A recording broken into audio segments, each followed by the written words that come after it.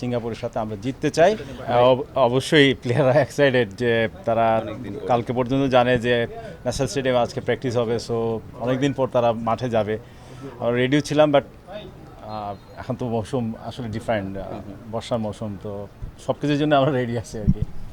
ছেলেরা হুট করে বলা হয়েছে যে কিংস এরিনায় যাচ্ছি ওদের প্র্যাকটিস গ্রাউন্ডে, তো তারা রেডি, বাট তারা মিস করলো আর কি আজকে স্টার্টিং দিতে বঙ্গবন্ধু।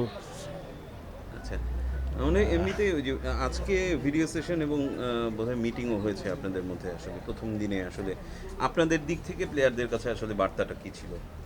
আবার বলবেন কি? আজকে তো নিশ্চয়ই আপনার মিটিং হয়েছে, টিম মিটিং হয়েছে, ভিডিও সেশন হয়েছে কিনা আমি জানি না ঠিক।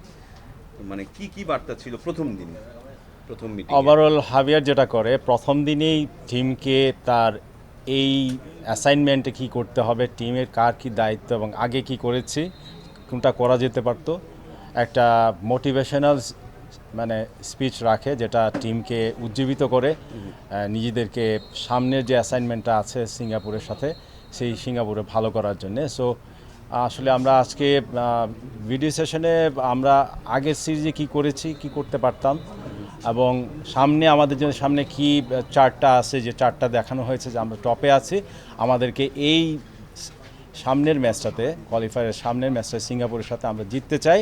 মানে এর পরেও আরেকটা ম্যাচ আছে, সেটাও হোমে।